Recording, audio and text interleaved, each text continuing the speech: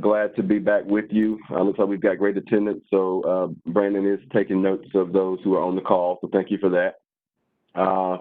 We are just over halfway through of our initially planned meetings, and so today we're going to do a couple of things with this agenda.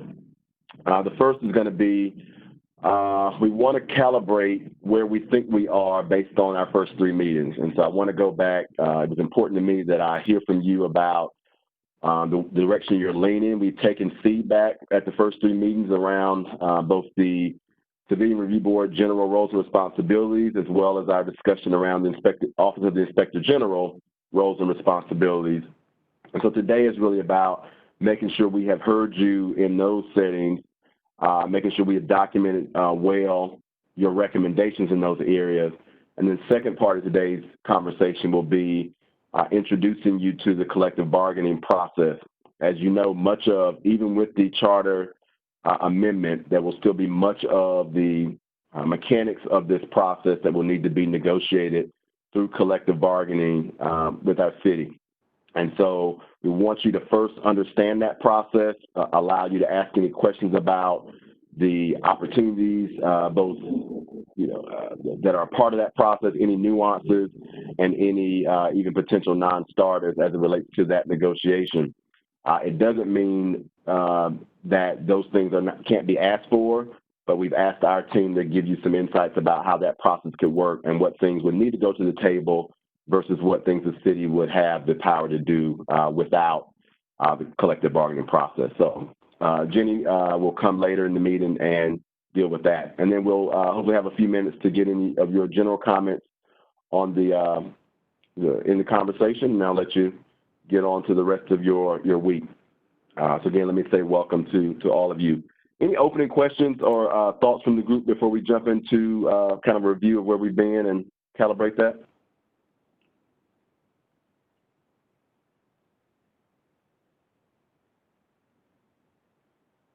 Okay. Seeing none, we will jump into the first part of our conversation about where we believe we are at this point. Let me remind you as we go into that, as we do at every meeting, you are reminded this is a public meeting. We're going to ask you not to utilize the chat feature as those who might be watching from home are not going to be able to see that. And so if you would make your comments orally versus communicating them via the chat.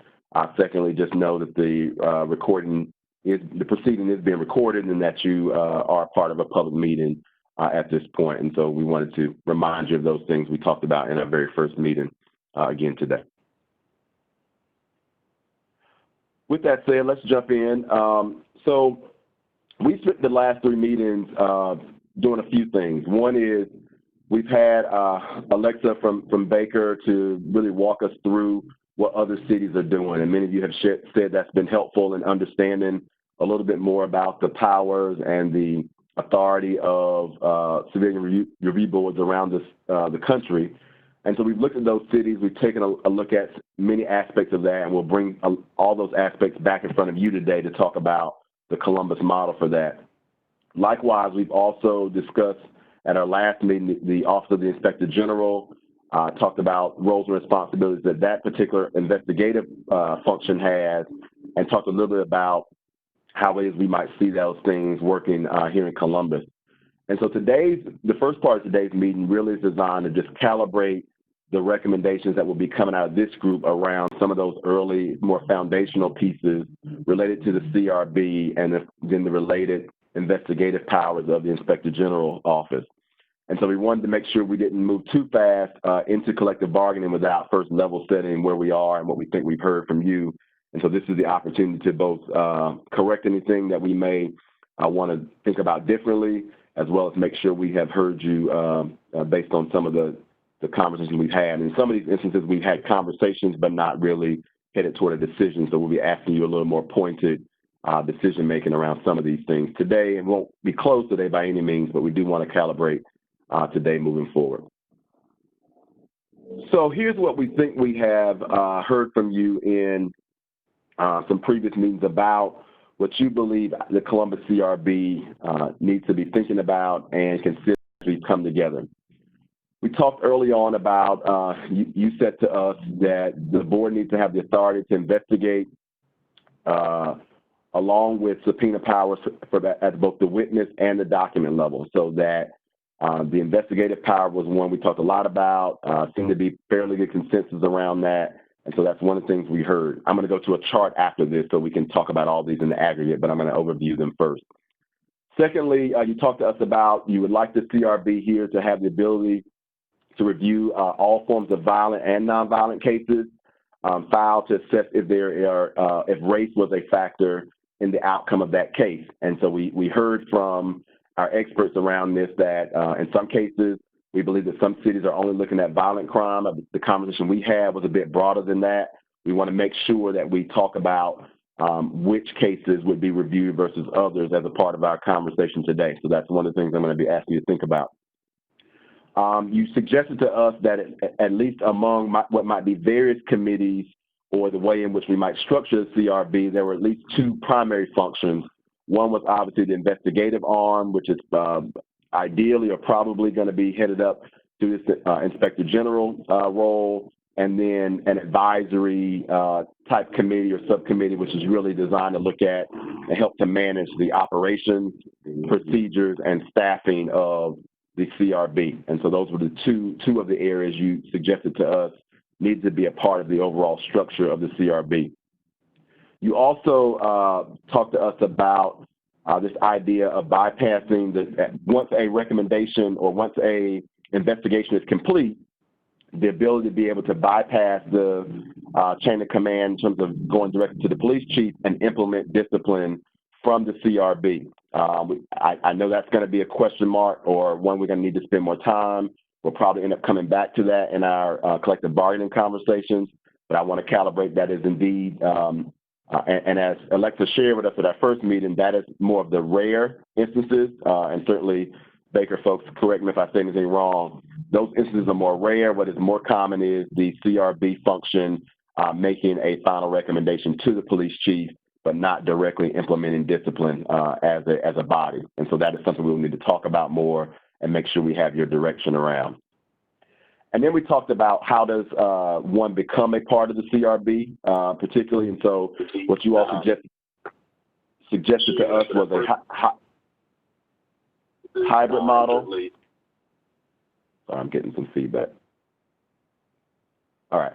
What we heard was a suggestion around a hybrid model would be beneficial. That would include appointments from the mayor and city council.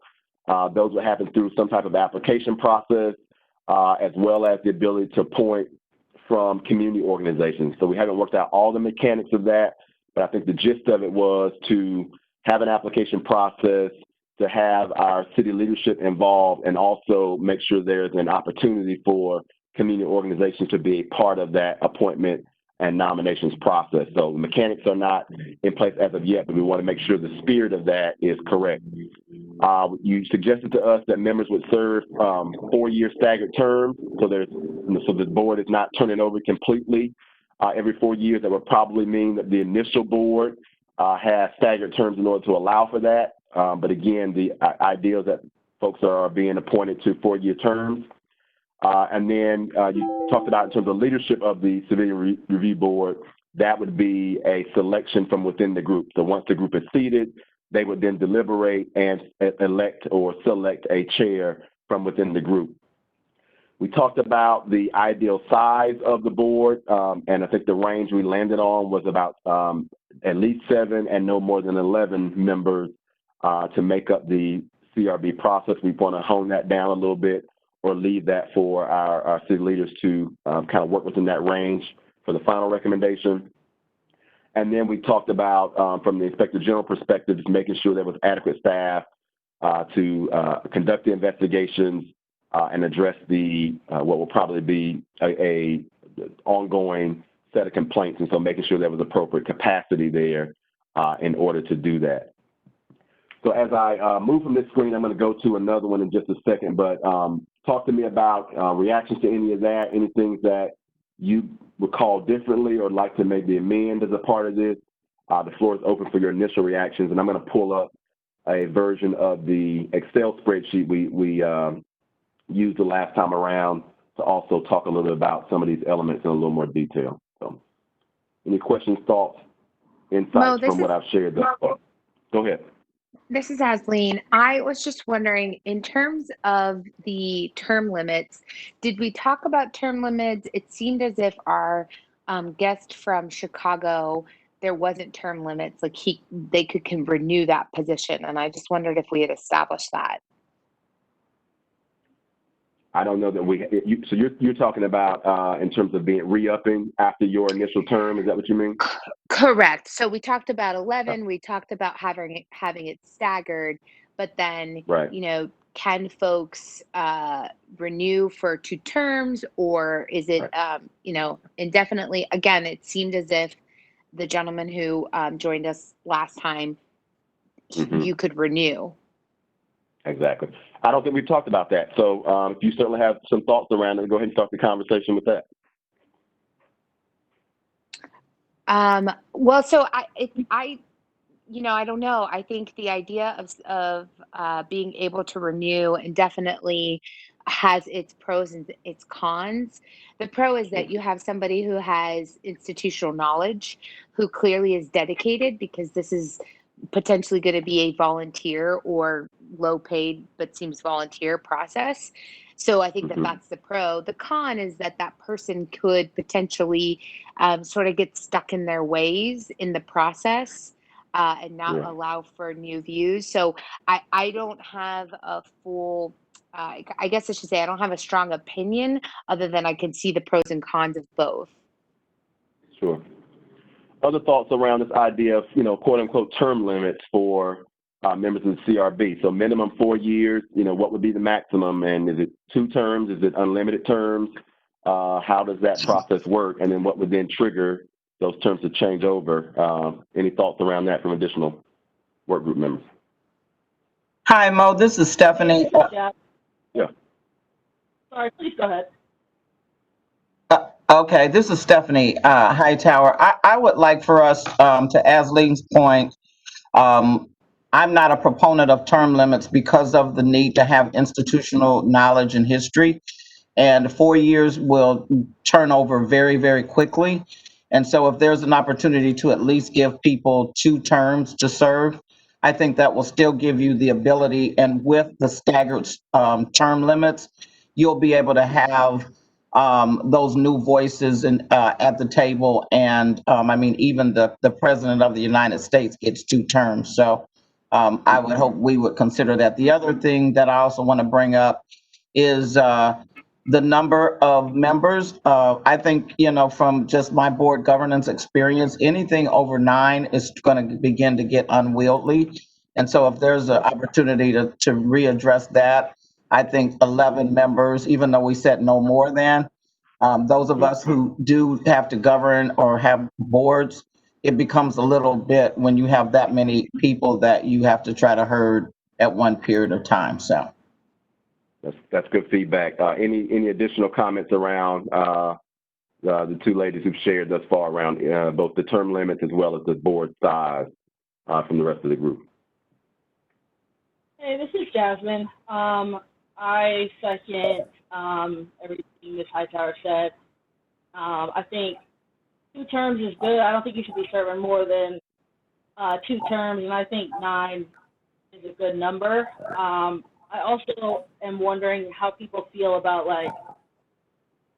so if I serve my 2 terms and then I take a term off, can I then come back? Or are you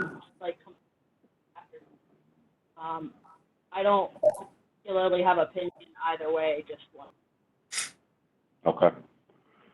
So let me ask it this way. I do not favor, I don't favor term limit on this. I think, through the appointment process, if someone's gotten stuck in their, that's the opportunity to remove them. So I don't think we should have that at all as a thing. I do think the 9 members, I agree with that. And I think one of the things I don't really see captured here about the appointments was, I think we spent a lot of time talking about ensuring there was a sort of diverse representation on the board. Okay. You cut out a little bit. I want to make sure I got your point. So I heard you say you don't favor the term limit, and then the middle of that, and I don't know if it was for everybody, but for me, you kind of cut out there. I want to make sure you didn't make another point that I missed, other than the diversity piece, which I heard at the end. I was just reinforcing that I kind of agree with the 9-member more so than 11. Okay. Very good. Very good. So around this, well, let me ask this, maybe the easier question. Are we comfortable as a group making our recommendation 9 as the number of members to serve on the Civilian Review Board? Any objections to that question first? This is Kyle Strickland. Yeah, I wouldn't set for the number at 9 at this point. I mean, I think 7 to 11 is a good range. I think there's questions about budget and funding and all those other pieces that I think would help further guide whether it's a smaller board or a larger board. So I'm not comfortable making a hard stop at 9. I do understand the concerns of having a bigger board, but I want to think about what we're thinking as far as budget overall for the board. And Mo, this is And keeping in mind that these would be appointments, reconcile the budget piece for me with the size of the board, since most of these are they're not paid kind of roles, right? What's your thought there? Yeah, well, one, I mean, it's going to determine in terms of the capacity and how much work gets in front of this board. And I think the more members you have, the more chances you have for a representative board, especially to meet with some of the concerns that people might have about appointments and maybe not necessarily having a voice in the process. I think one of the other pieces there is you could have 7 to 9 kind of main appointed members, and then think about these non-voting members that are representative of other groups or organizations that might have a role, just as institutional memory and representation. I'd be more comfortable with that. Just more opportunities for broader representation. Well, you raised a good point, and one of the things you all did say around this representation piece was making sure we had the community organizations represented. So I think what you are suggesting, Kyle, is a hybrid model where there might be some ex officio members. Maybe there's 2, and maybe those have to be from nonprofits or grassroots organizations. I don't know if we could name them per se, but there probably be a profile for the type of organizations that would take those seats. But you're suggesting that we might carve out a couple to ensure we have representation from certain groups that we really want to emphasize here. So that's a model to consider as well. Other thoughts? Mo, I wouldn't necessarily make those ex officio either. Okay. And Mo, this is Fred. So you would make them a part of the normal appointment process? Is that what I'm hearing? Regular voting members. Yeah, and ex officio is really just by virtue of their position. It has nothing to do with necessarily their voting power. So you can have ex officio voting members as a part of the organization. So those 2 would just they would be on by virtue of who they represent versus but be full members is, I think, the thought I was having as a part of that. But good point to call out. You want them full voting members is what I'm hearing. Hey Mo, this is Fred. Yeah, I know one of the discussions we had about the board size related to the amount of work that the board would have to do, and making sure that we had a representation of numbers in order to properly divide the tasks. So I'm not settling on any numbers, but I think the idea of flexibility between 7 and 11 might be something we want to retain until we have a better handle on what the board will actually be doing. Okay.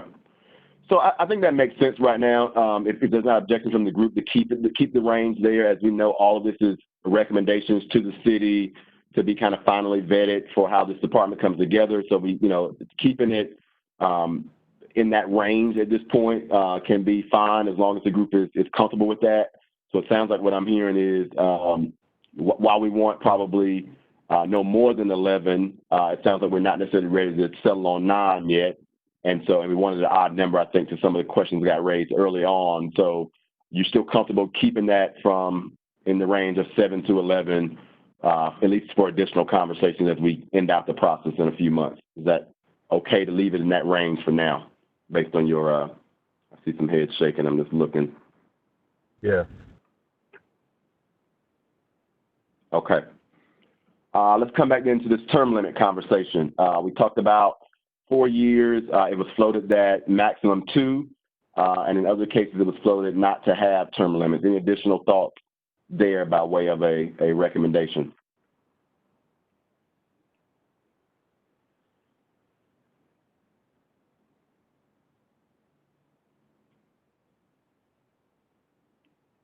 Is anyone, I would add in probably maximum 2 consecutive terms, and then if folks want to join on later on, maybe they can after a period of time.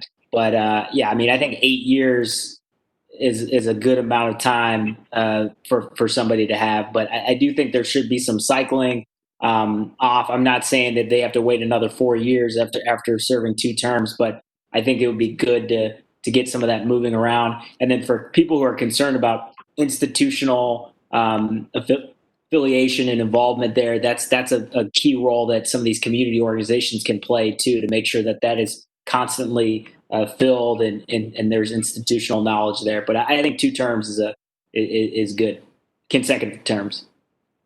Got it. Okay.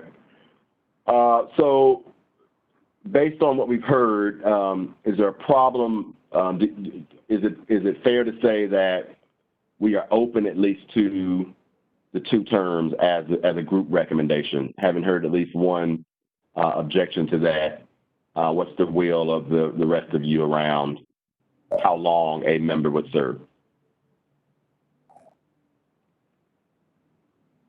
So I was the one that objected, and I'm going to say that if we are recommending a term limit, one of the considerations is that I think we're going to, as a city, spend a good amount of time and money on training the members of the board so that they have all the information they need. And so I guess I would suggest that if we are going to do a term limit, it should be longer, maybe 3, just because of those investments that are being made.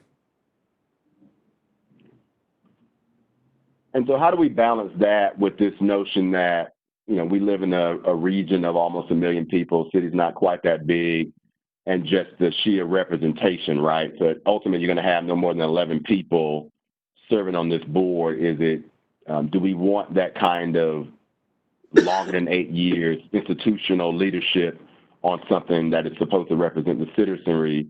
That's certainly a critique that we will hear, and I just want to make sure the board has thought about that as a consideration. I'm fine with the recommendation either way, but to that point around turnover being a good thing, ultimately, any reactions to that?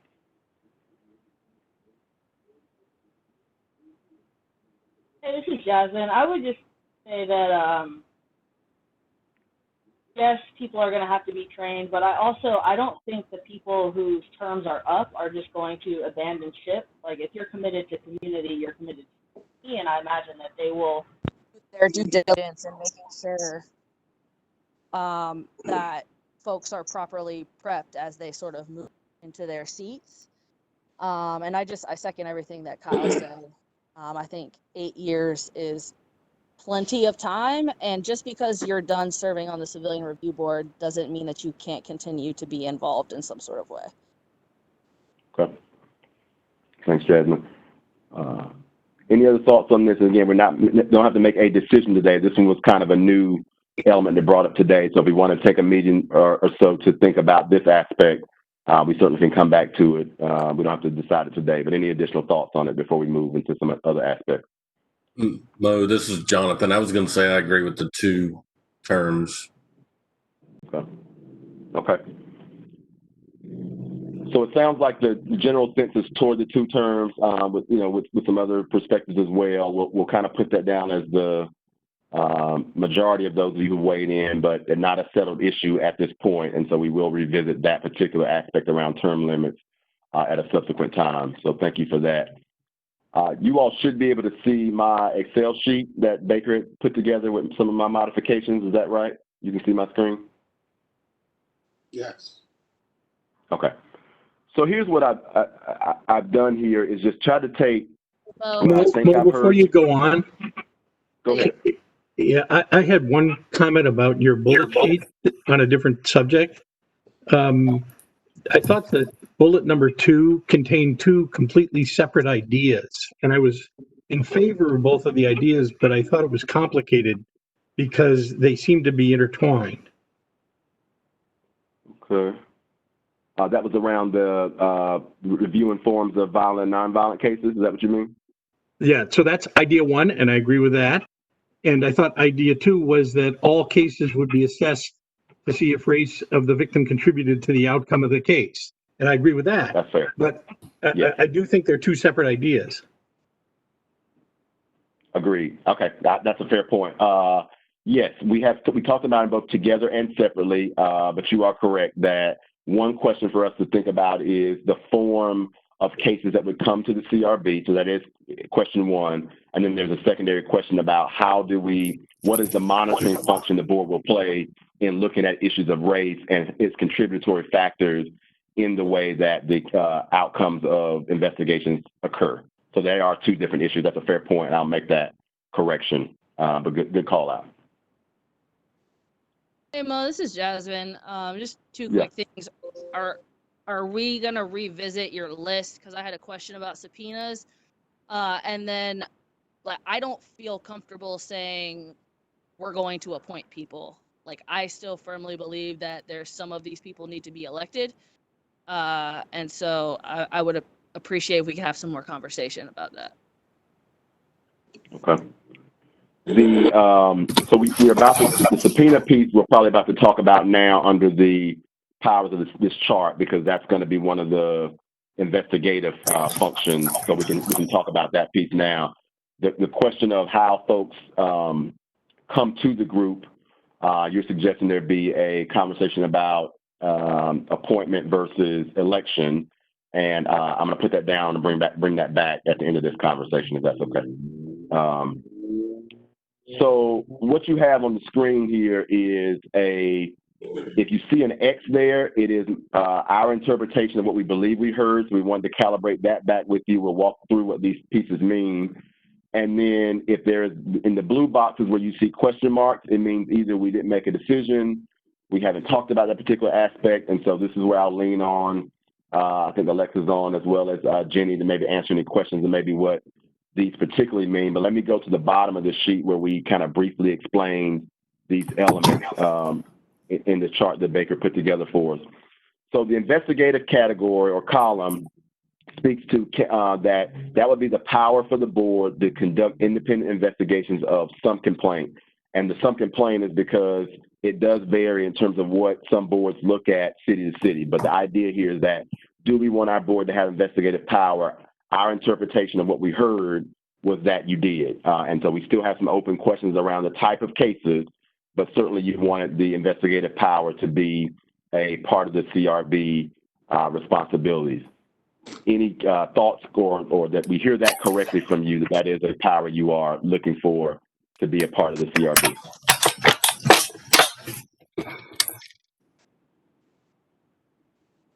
Well, I guess I'll ask for objections to, if I said it wrong or you don't agree that's what we said, I'll have you speak up. How about that? Hey, this is Jasmine. So we will have the Office of the Inspector General. And what we're saying is that in addition to that, we want the board to also be able to investigate. I don't have feelings either way. I'm just wondering, like, how would that look in practice? No, I'm glad you asked that, Jasmine, because I think one of the disconnects I was going to hit on the next slide, and this is where, Alexa, if you can maybe weigh in here, but I left the last meeting thinking I didn't know if folks fully appreciated the connection between the 2 in some of the models, so between the CRB or whatever that's called in the city versus the IG or whatever it's called in other cities. There is a connection point here, and it kind of varies a little bit. But Alexa, can you talk a little bit about that relationship or what that looks like in cities, and talk about what role the IG would play in relation to a CRB case that's being reviewed? Yes, Mo. So in most cities that have both models, CRB and an IG, usually the CRB would investigate individual instances of misconduct that could result in disciplinary recommendations or implementation. And then the IG would focus on investigating more larger practices and focusing on sort of policy and operational changes that could come from that. So you could have a CRB and an IG that both had an investigative team. Or if you wanted one of them to have a full investigative team and the other one to just review cases, you could do that as well. So, Alexa, based on that, in most of the cities we looked at here, where was most of the investigative power? In which body? So in most of the cities here, it would actually be a part of the CRB. Okay. All right. Make sure we hear that. So Okay. Mo, this is Stephanie. You know, one of the things that I thought we wanted to do was try to create a model, just because what everybody else already had. And I know it's always good to have historical perspectives, but part of the reality is that the people historically, the practices that we've seen in the past don't have really good track records, right?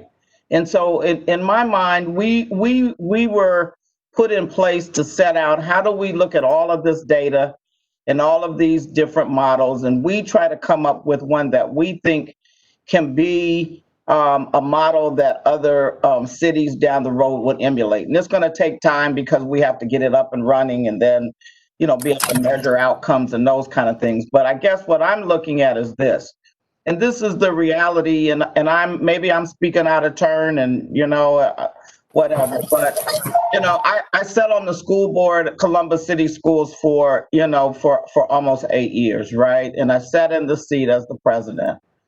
And, you know, at the end of the day, you have to have somebody who's going to do the work, right? Because everybody, whether you have 7 or 11 or 15 people, yes, they're going to be a part of the review board, but number one, they don't have the time, nor will they have the power to do the kind of investigatory stuff that would need to happen so that you can make sure that the right information is brought to the table so that that CRB can make an informed decision.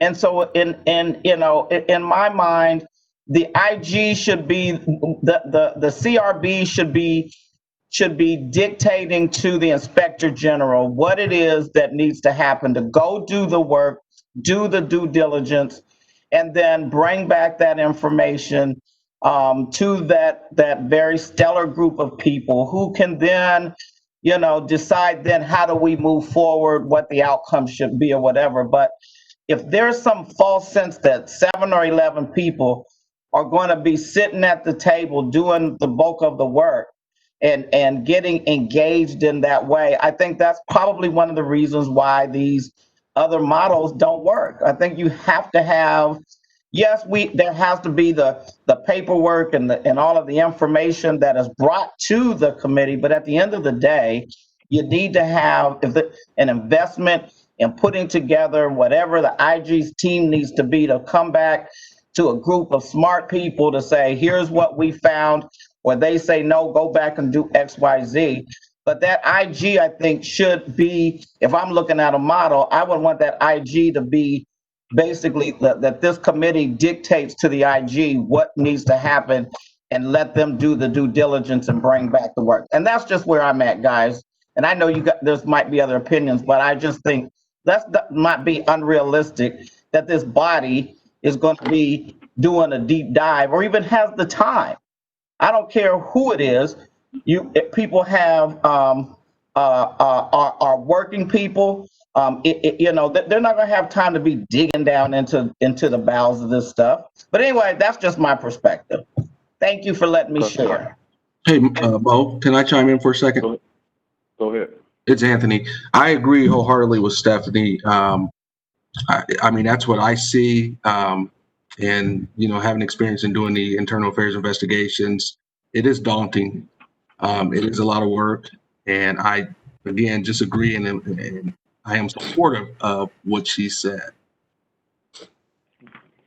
So I'm hearing you, Anthony, you all, so, and Fred, you all are saying that you believe the bulk of the investigative responsibility would rest with the IG. Am I hearing that right?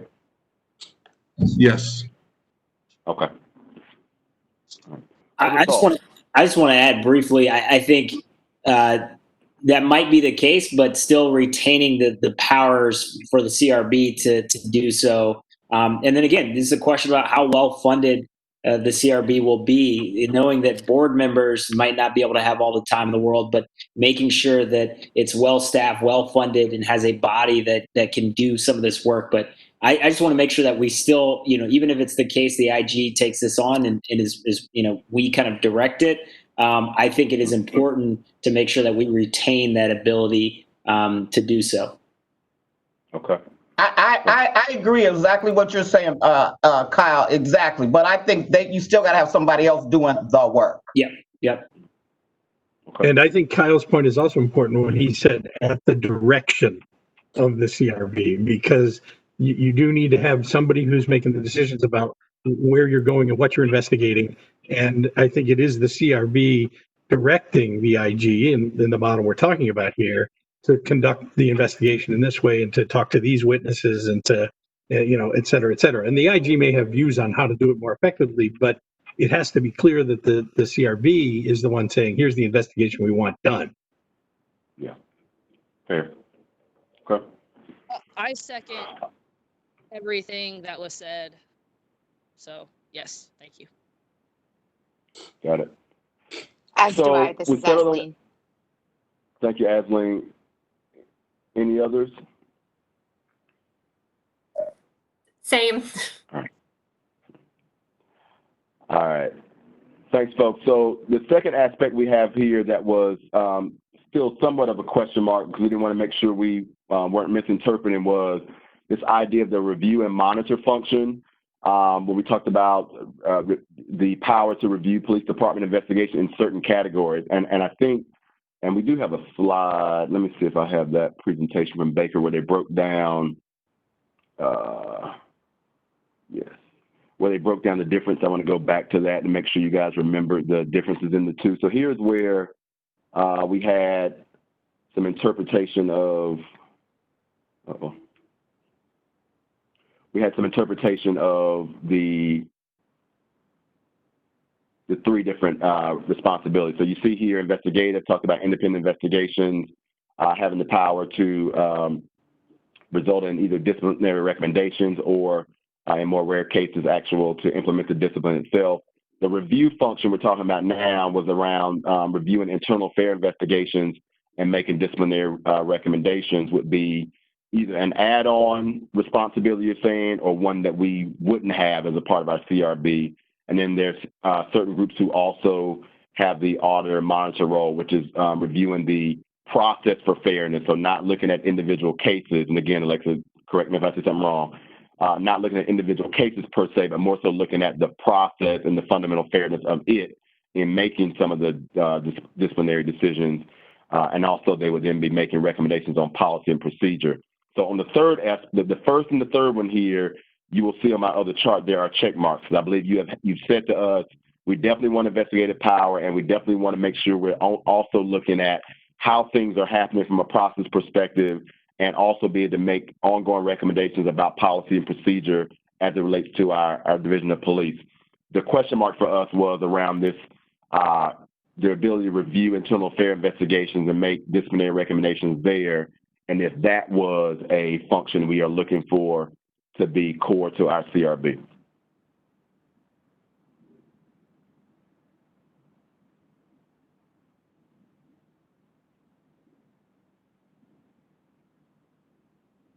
Questions or thoughts there? I would jump in and say yes. I think you have to add that to another accountability piece. I think the main kind of function and focus is investigatory, but I think the adding that review process, looking at IA kind of investigations is also important. And I just want to put a plug in as well. I think that discipline, the board should be able to implement discipline decisions, not just recommend, but actually implement. That's just a plug that I wanted to point out too. Yeah, we certainly are going to have to come back to that one.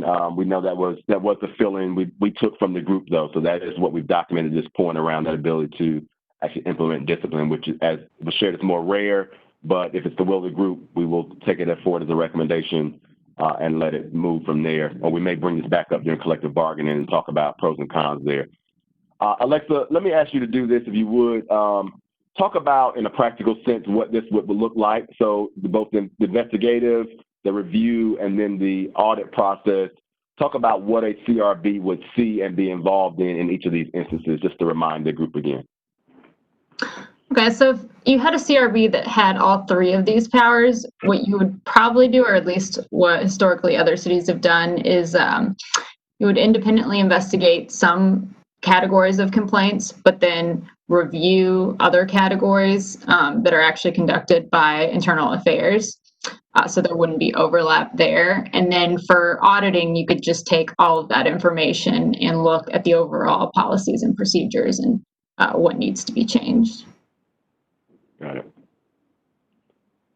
Hopefully that's helpful in terms of that. Any additional thoughts around this review monitor function, and if or not, this is something we want to include or not? Mo, I got a question for Alexa. Yeah. Alexa, it's Anthony. So you said that they will review the internal affairs investigations, and then they'll also conduct independent investigations. Who was responsible for divvying up what body did what investigations? So, for instance, who does the citizen complaints? Who does maybe excessive use of force? How's that determined? So that's something that you could plan out in the governing documents. For example, in some cities, they may have the CRB team investigate all of the excessive force cases or all the cases involving some complaint of discrimination or something like that. And then the CRB could just review all other types of internal affairs investigations that weren't covered under those categories. So that's one way you could do it. Okay, thank you. So this is Erin. So one of the things I'll point out is the Safety Advisory Commission did make a recommendation for independent investigations of at least certain types of complaints. So or certain types of cases. So that was, in custody deaths, officer-involved shootings, allegations of excessive use of force, some of those kinds of things.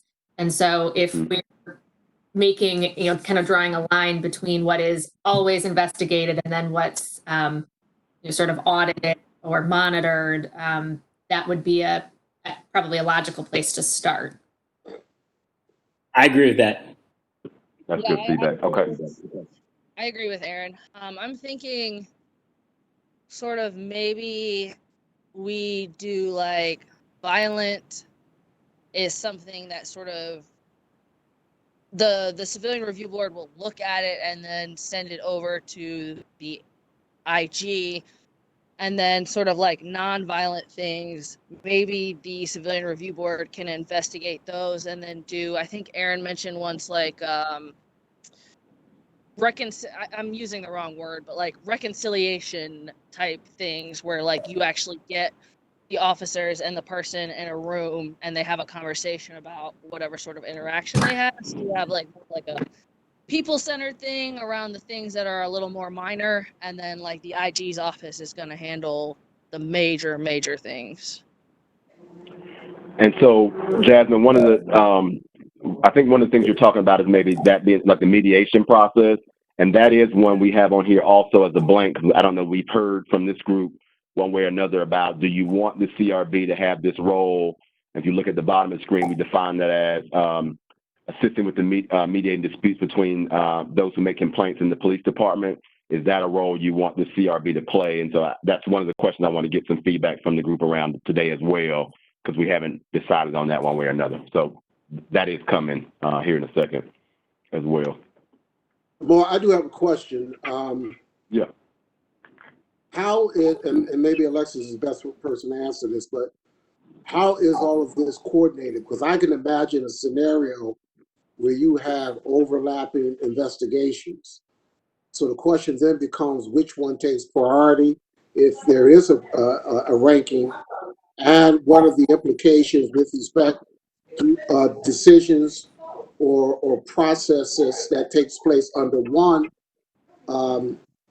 administrative review versus what might take place in pursuit of maybe some contractual issues, or even if something is ultimately lands itself in court, whether it be in terms of criminal charge or in terms of a civil action being filed.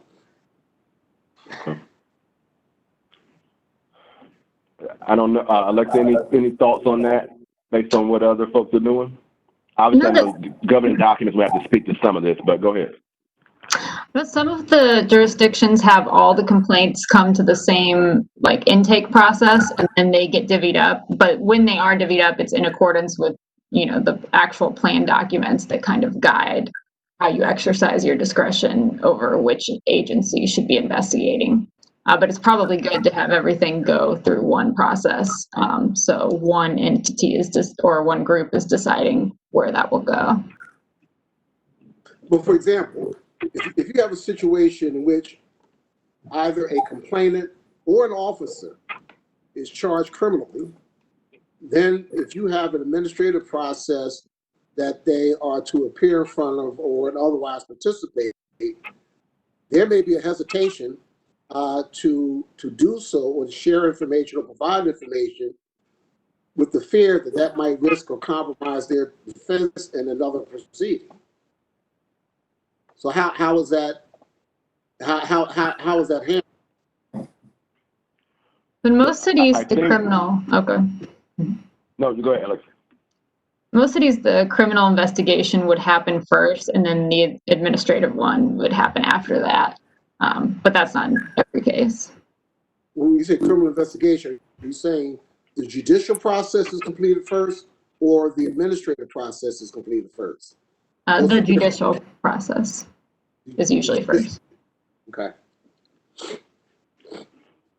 So Fred, all I was going to say is all these are, you know, issues to be determined. We're making note of them because they're to be determined. Obviously, we don't know today. All we can do is look at what other cities are doing. But you're raising the right, I mean, you and everyone else raising the right kinds of questions, many of which we won't have until we get kind of the big picture recommendation done. But then we get into the details of how the governing documents and the documents that will guide the work look. And all of these are very helpful for that process. So thank you for that as well. So I'm not hearing, I think what I've heard is investigative, certain types of categories for sure, and we're going to lean back on the Safety Commission recommendations to kind of itemize those categories of cases that we know would be automatically investigated by the CRB. And then this idea of reviewing internal affair complaints as well, and making decisions there was under this review monitor function. And it sounds like we are not against it. I haven't heard it be a core part, and I think it's really about how much work you want this group to be doing, which also has implications for the size and the scope of the role. So any other thoughts around this review monitor function from the group? And you did have one more tier you discussed at one point, which was also referral to mediation somehow. Yeah, we're coming to that's toward the right side of the screen, but we are coming to that separately as well. All right, so the audit function was the ability to be able to review just a sampling of police investigations. I believe the intent here is to be able to look at patterns. And so we've already talked about that being a piece of what you would want to see from the CRB to be looking at both systemic patterns of behavior as well as individual cases that will be handled under the investigative function. So we have an X there. The next category then is the adjudicative function, which we defined as the ability to make disciplinary recommendations, rarely has some ability to enforce these recommendations. And so the first piece was most of the cities you see here have this as a part. I think we've talked about it. Certainly you want to be able to make disciplinary recommendations. I've also heard some conversation that folks saying you want the ability to implement, which is not as common, but is true in a couple cases, I believe, Alexa. There's a few cities who have that ability to directly discipline. Yes, Chicago, I know, has some ability. So there are a few that do. And usually that's where you're going to have more collective bargaining coming into play. Got it. I figured that would come back up there. So we will we'll talk about that one under the context of collective bargaining, which is coming today in our next meeting. But I do have that down as a recommendation from the group, and then we'll talk about feasibility and negotiating it here in a little while today. One thing we didn't necessarily think we had feedback around was this appeals piece, the idea of reviewing appeals by citizens, and so. Alexa, again, can you talk about instances where this might be true? What would be a type of case that would possibly be appealed? And then doesn't seem like from the chart there's a lot of cities who get involved in this, but I wanted to get a recommendation one way or another from our group. So you would usually see the appeal function in conjunction with the reviewing function. Because if you're conducting if the CRB is conducting independent investigations, you may not need appeals. But if they're just reviewing internal affairs investigations, you may want to have that appeal process in case the citizen is unhappy with the result of the internal affairs investigation. That makes sense. Okay, that makes sense. Can I ask a question about that? Go ahead. So in the cases, so let's say an internal affairs investigation that maybe didn't automatically kick to the civilian review board, so it was still going through internal affairs.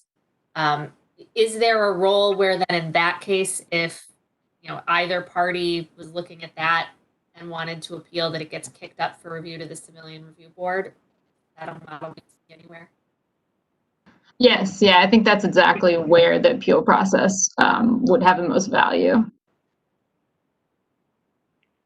So it could be something we should think about more for the cases that we'd be reviewing, monitoring, but not necessarily doing independent investigations. That's where we find that role. Right. Thank you.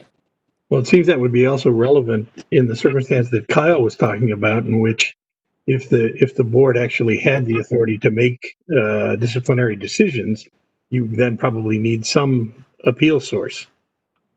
Yeah, I agree. I think the appeal piece is important for us to have. Obviously you have to sketch out in terms of the types of appeals and whatnot, but I think I don't see why not offering up that option. Hey Mo, this is Matt. In Chicago, where the CRB does have the authority to implement discipline, police officers may appeal to the court system. Okay. So there's still another body. In those situations, does the public safety director or the mayor or anyone like that have a role through the process as well?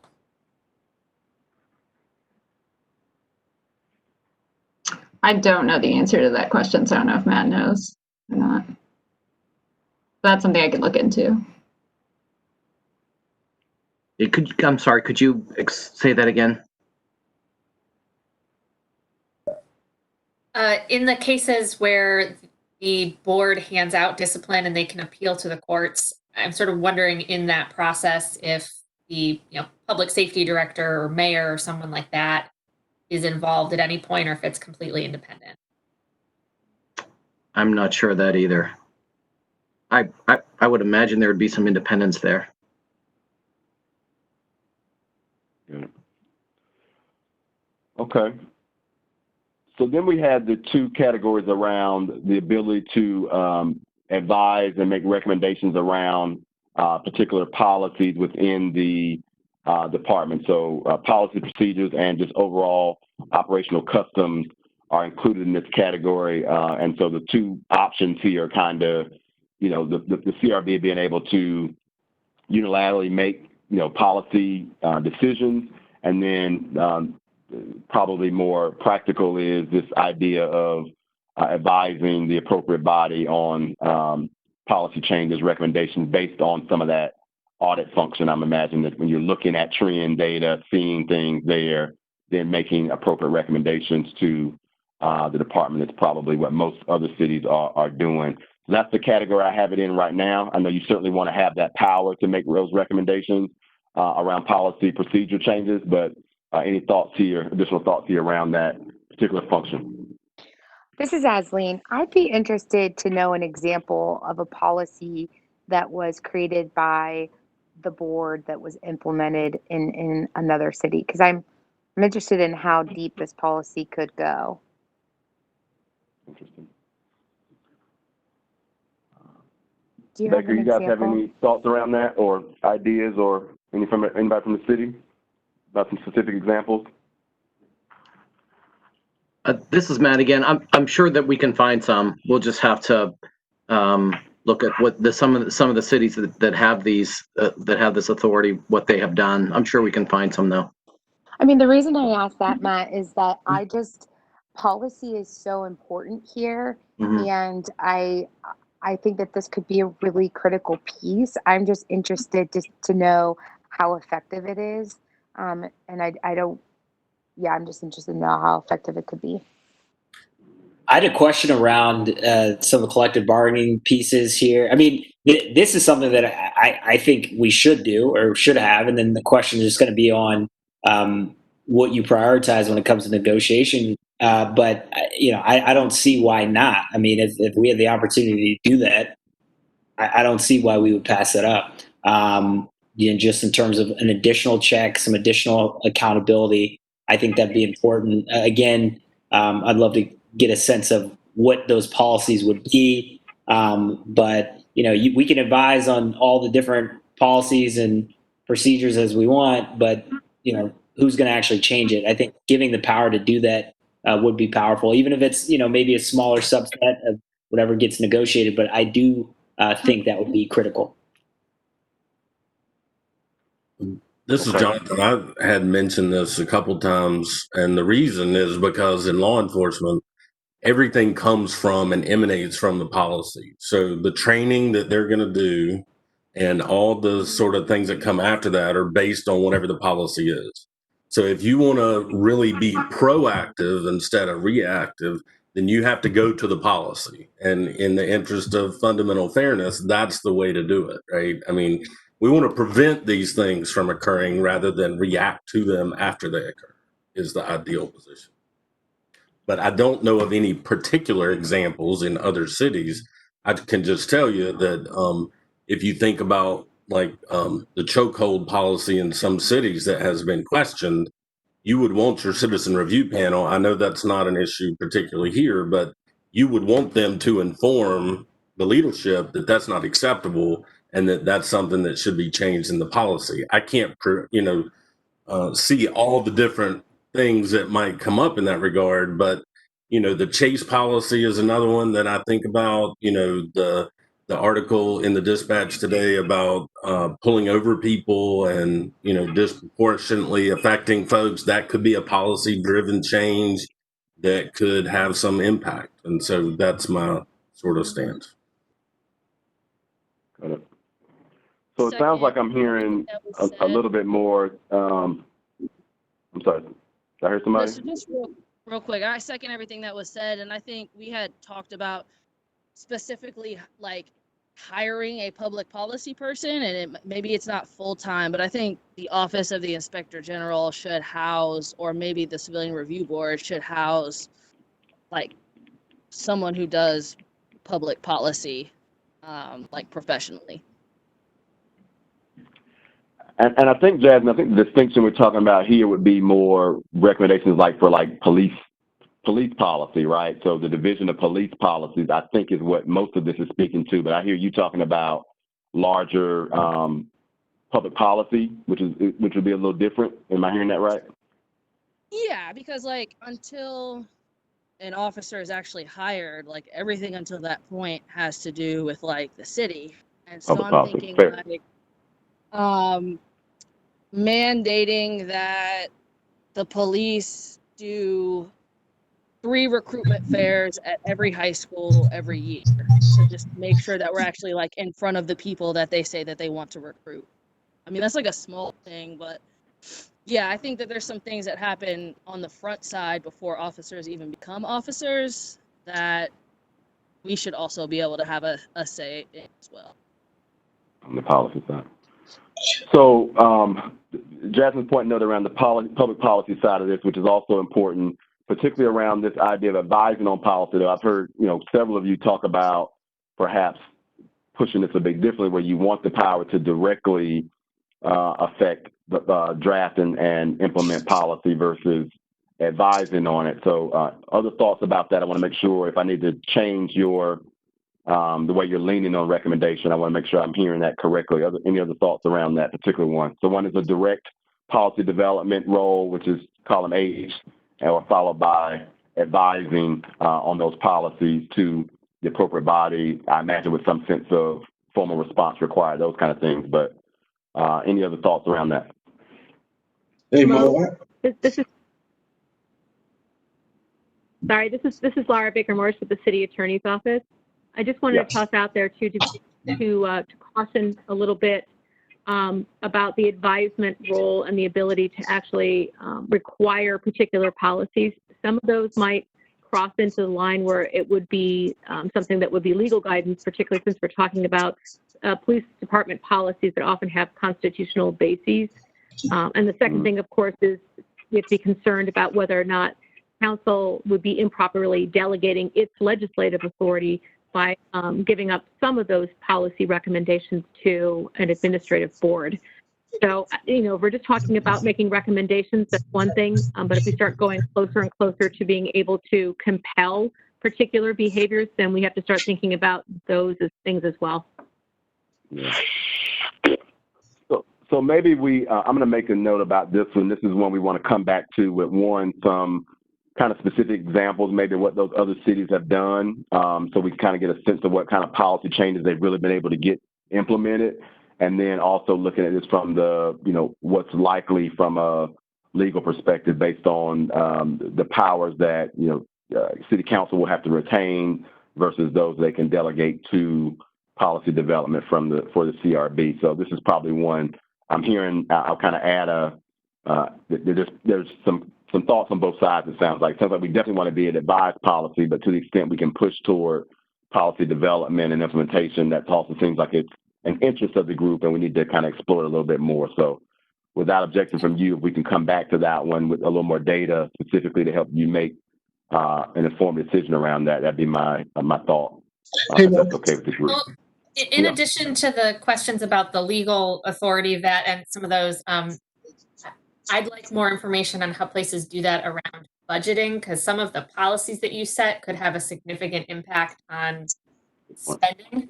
So I just want to understand that relationship. Yeah, that's good. That's good, Aaron. Thank you. Somebody else was getting in there.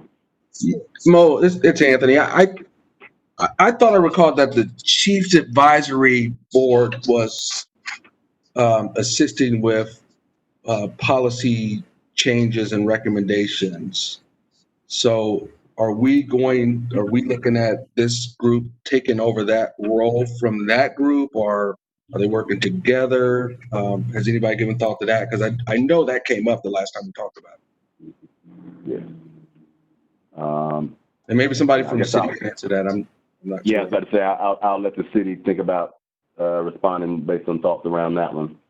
Anthony, this is Jason. You're correct. The Chief's Advisory Panel is looking at some policies and procedures that the chief can directly affect. And so we were looking at the CRB to possibly look at some of the disciplinary issues. I would say that that's going to happen over maybe the next few years, but if the Civilian Review Board is sort of around indefinitely, the Chiefs Council is not going to be around indefinitely. And so I think the public policy thing is more like a long-term strategy than right now, tomorrow, we're going to make recommendations. Okay. All right. Let's move to the other ones of these real quick. So we know that as a part of this, you do want subpoena power and the ability to be able to compel witnesses to testify as a part of the CRB proceedings. We've talked about that already.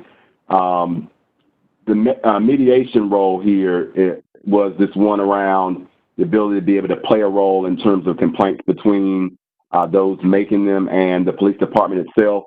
And do we see a role for our CRB playing that role, or do we want to leave that for another body?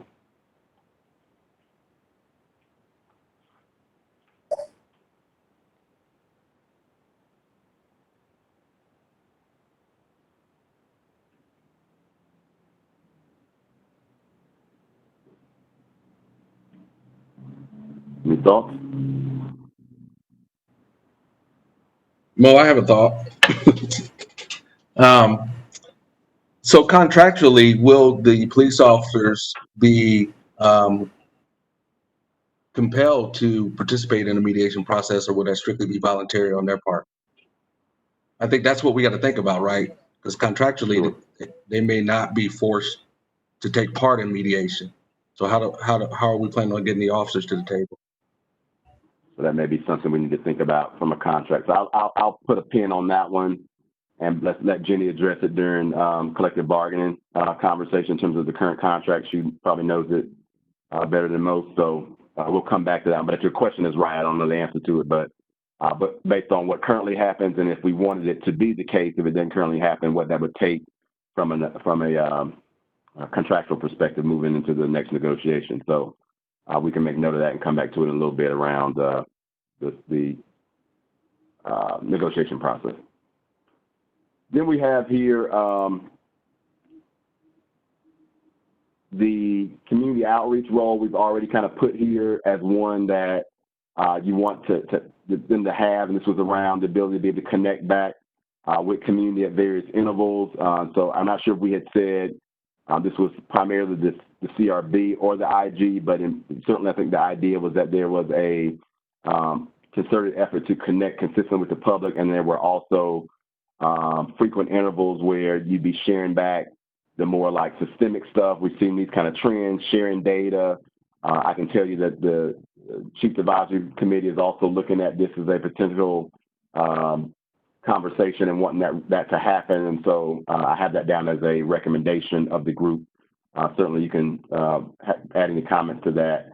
And coupled with that was the reporting function, the idea of making annual or some other interval, the outcome of investigation statistics, changes in police procedure. So that whole idea of sharing back with the public the outcomes of the work of the CRB, I have that down as I believe we've heard from you that is a function you want to remain for the CRB process. Any thoughts around either one of those as functions? I have them both as recommendations, but I don't know if there was any additional context anybody wants to add. Okay. And then the last category here, which we had not spoken to, was the few instances where cities have, where the CRB has the ability to affect either the hiring of officers or the hiring of those in managerial roles for the police department, so i.e. the chief or commissioner. I don't know that our code allows for that, and Laura, you may be able to weigh into that one, but we had not talked about it specifically, so around the ability of the board around hiring decisions. Do you have an initial reaction to that one from the city attorney's office? Yeah, Mo. So for the chief position, the chief of police position is something that there is a little bit more flexibility in terms of making a hiring decision on. And certainly the CRB could be involved in making recommendations to the mayor, but ultimately that decision as essentially a director position would be the mayor's choice ultimately. Regarding deputy chief, there's also a potential for making recommendations because those are unclassified positions. But anybody below that, any rank below that, those are then going to be part of the collective bargaining unit, are classified positions that are related to, taking supervisor tests and what have you. And I would defer to Vicar Hostetler on those specific concerns. But basically, the higher you go, the more likely you can make a recommendation, but it's ultimately going to be an executive branch decision. Okay. And that's in the charter. Got it. Well, and that's a great segue because the next conference we're going to have is around getting into collective bargaining. What we know is what we're getting from you is the sense of this group, and it won't always be popular, and you know that. And so some things will be a little more easy to implement than others. And so we have gotten some of your best thinking around it. Hopefully this was helpful. There's a lot of energy around this conversation to just calibrate what we believe we had heard from you. And so it was good to get some of this. Still opening questions, some open questions we need to get back to you on. So we're going to continue that. And then some of these questions we want to bring back as a part of the conversation we're about to move into now. So let me go to Jenny, also with Baker. Jenny's going to get a little bit into the collective bargaining process and how some of those things work. We will, I'm going to get out of my screen. Jenny, I'm going to let you start to share from there if you want to pick up on the conversation, and then we may want to open up at the end for any questions they may have around the process and how it connects back to some of the elements we talked about around the CRB power. So. Awesome. Thanks for having me. I'm happy to be here. Alexa, I think you were going to pull up for us on the screen, because I also recognize how awesome Alexa is. I know that you all have had the wonderful benefit of her expertise over the last several weeks, but I'm lucky enough to get to work with her all the time, and I appreciate her able assistance today also. So our goal for today is to start with just kind of a level set as to what collective bargaining looks like in the state of Ohio, and talk about what obligations the city has currently to negotiate with the FOP. We'll talk more high level, where there's kind of what the law says within the state of Ohio, and then there'll be some reference to the CBA specifically today, and then we'll dive more into the specific CBA with the FOP the next time I'm here. It's a lot of information to digest. You are welcome to interrupt and ask questions at any point in time. I'm really just here to be a resource for you and to help you learn and understand kind of the background against which you will be making some of these decisions and recommendations. So we'll start with some governance. One, talking about the private versus public sector. We'll talk about the bargaining process and an employer's good faith obligation. We'll talk about what it looks like when we hit impasse with the union, what unfair labor practice charges are within the state of Ohio. We'll have, I think 5 and 6 we might get to next time, but an overview of the Columbus CBA and then the progress that we made in the last round of negotiations. So when we talk about, and I start with the private sector because there is a difference between private and public, and it matters in part because we in the public sector refer often to the National Labor Relations Act and National Labor Relations Board when the public sector does not have a specific opinion on an issue. So from a private sector standpoint, there's the National Labor Relations Act. This governs all private employers. So if you work for a company in town, it's going to govern the relationship between the company and you and the company's other employees. It's not just companies, however, it would also be any kind of nonprofit where there is a collective bargaining relationship. So the National Labor Relations Act is the federal law guaranteeing the basic right of employees of private employers to organize into unions, engage in collective bargaining, and engage in collective action. That is protected and enforced by the National Labor Relations Board. It does not control the relationship between Ohio public sector employees and employers. The purpose was to improve the employees' wages and working conditions. It's important to know that even those employees who are not unionized have the right to share information, sign petitions, and work together to improve their wages and working conditions. In the public sector, however, in 1983, there was the Ohio Public Employee Collective Bargaining Act. You can find this, and I think you all have been provided a link to the Ohio Revised Code, Chapter 4117. This is what actually governs the relationship between Ohio public sector employers, like the City of Columbus, and the unions that represent their employees. Chapter 4117 is governed by the State Employment Relations Board, or SERB. SERB makes the bargaining unit determinations, polices fairness in bargaining, and enforces mandatory content of agreements, and it has 3 members. The reason we start with private sector is because often SERB will look to the NLRB for guidance when Ohio law is silent. You can imagine that under federal labor law, there are a lot more decisions than there have been since 1983 in the public sector in Ohio. So sometimes we will look to the NLRB to kind of fill in those gaps. So what does the Ohio, does 4117 require of employers? Let's talk about the bargaining process in good faith. So some terms that I'll refer to throughout. An unfair labor practice is when a union or an employer alleges that the other has violated the law, has violated 4117 and in the relationship. The exclusive bargaining representative, that's the union.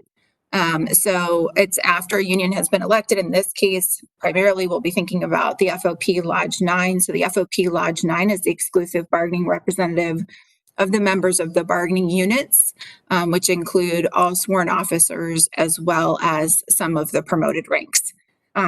Terms and conditions of employment is a very broad term. We'll talk about this more specifically as we move through, but essentially what it means is the things that affect wages, hours, and working conditions of employees. Collective bargaining agreement, I often just say CBA. So we're talking about the agreement between the union and the officers and Lodge 9. A management rights clause is where management, from a foundational perspective, prior to a collective bargaining agreement ever being agreed to, the employer has certain management rights to operate and manage its business. And those rights are negotiated away through the CBA. So there's some foundational rights that every employer has. At the time that it is negotiating with a union, it is negotiating away its right to manage the operations in some capacity. And so it's important to keep in mind that as much as there is a management rights clause in almost every CBA that you'll ever see, the rest of the contract essentially kind of chips away at that. Just cause, there is a requirement that employees, public sector employees, are terminated for just cause, and there's a whole books of case law related to what is just cause, but essentially that's the protection that an employee has, that any discipline that is issued will be fair and on an objective basis. I will talk a lot about past practice. Past practice is essentially the bargaining relationship between the parties that happens in between the contract negotiations. And so we'll spend a lot of time on that. A grievance is the opportunity for a union or an individual, an aggrieved employee, to file a complaint with the union, with the employer related to any sort of decision that affects his or her employment. And then arbitration is the opportunity for a third party neutral to determine whether a grievance needs to be upheld or withdrawn or overruled. Let's talk first about the bargaining process in good faith. So again, if we're looking at this from a basic standpoint where we're just starting, union representation, a union has to be selected by a majority of employees in appropriate bargaining unit. Here that's happened, and that happened decades ago. So FOP Lodge 9 has been the union representative for the police officers for the city of Columbus for decades. The union, as I said earlier, is the exclusive representative for collective bargaining.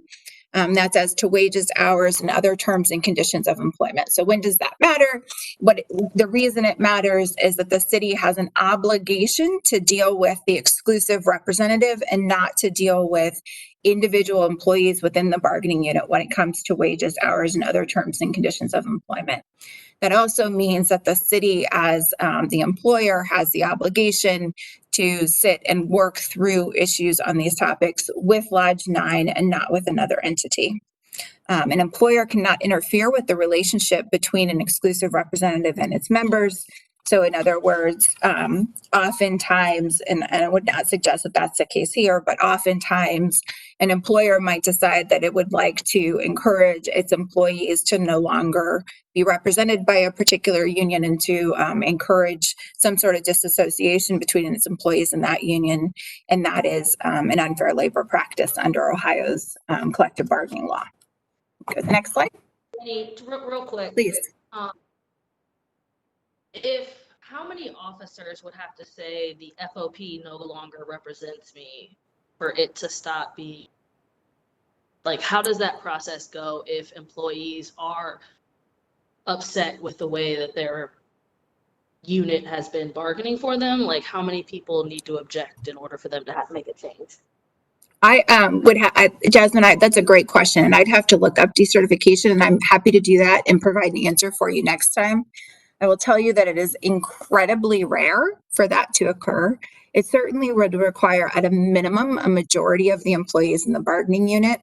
But it's also a higher standard than that. So if it's okay with you, I'll bring back an answer on decertification. I would share with you that I think in this particular circumstance, the likelihood of the police officers in the city of Columbus decertifying the FOP is high, is basically would never happen. But it's a great question, and I'm happy to answer it. I've got a quick question as a follow-up to that. So perhaps if it's not employees, but like, for example, like the state FOP or something like that, like, is there anything in terms of particular recommendations or authority that they have on like the local lodges that are represented, or like how does that process work? So each of the unions has its own internal structure and organization. So for example, you're mentioning kind of the FOP, there's the state FOP, and then it has the different lodges that represent generally different territories within the state of Ohio. And that is solely related to how a union determines it should organize itself internally. Does that help, Kyle? Yeah, no, that's helpful. Thank you. And then what we see is most of the unions also have their own bylaws. They have their own internal rules and regulations for how they're going to hold their elections for officers, what sort of membership requirements they'll have, what sort of dues they might require of employees. A lot of the union organizations will also have different ways that they determine whether they're going to pursue a grievance or pursue arbitration. So they have all of their own internal governance structures, and those are limited. There's some statutory limitations on those organizations, but not much beyond just kind of the normal corporate structure requirements. Okay, awesome. Please keep piping up. This is great. Yes, Jasmine. I was told, and I don't know how true this is, that like back in the day, Black officers formed their own union. Is that a thing that is like, are they telling me fibs, or is that a thing that is like possible? It would be possible for officers to have individual unions.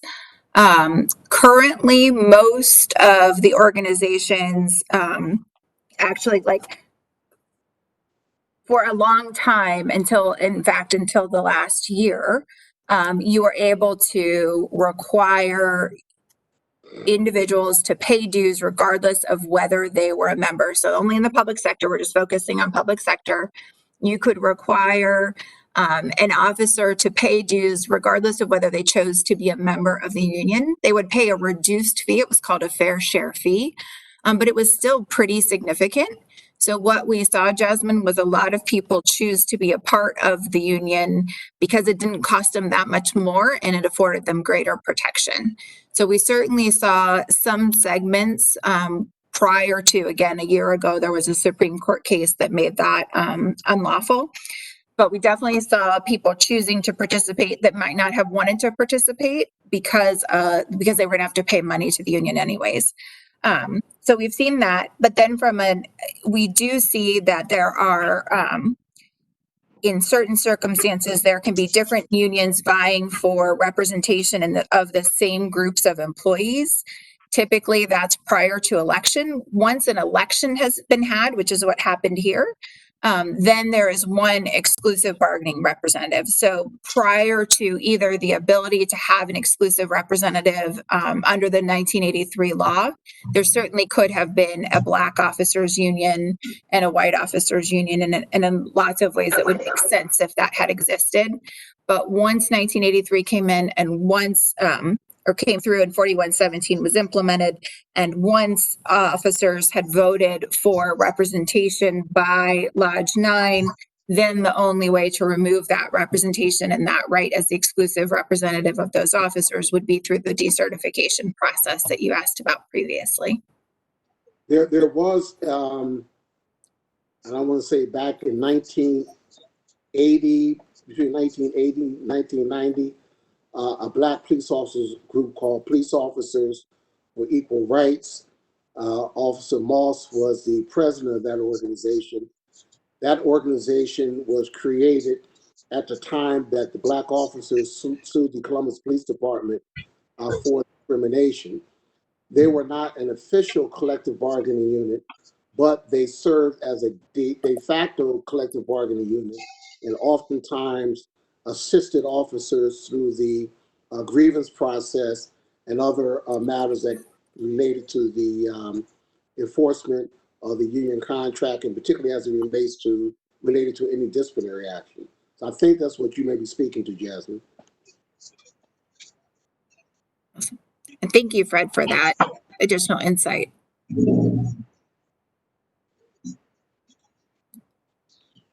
All right. So let's talk about the duty to bargain. So employers are required by law to negotiate in good faith with their employees' exclusive representative concerning wages, hours, and as I mentioned earlier, terms and conditions of employment. Under the statute, you have to meet at reasonable times and places, and both parties have to demonstrate an intent to reach agreement or resolve questions arising under an existing agreement. So every time we're talking about sitting down with the union, we're talking about the duty to bargain, and that is a statutory obligation that the city has. Move on. So when we get to the point of collective bargaining, so keep in mind that the relationship with Lodge 9 is decades long. So we've had a collective bargaining agreement in place for decades, and that is a mature bargaining relationship with a lot of history in it. At the same time, each time we come to the table, the parties are able to decide what they want to propose. Within the limits of what is a mandatory subject to bargaining, permissive subject to bargaining, and there are some things that are unlawful, which we'll talk about in a few minutes. But the parties, by and large, can come to the table with proposals that they have decided to make, and there are very few limitations on what those would be. The parties are not required to agree to any particular proposal, and they're also not required to make any particular concession. It is a give and take process on both sides.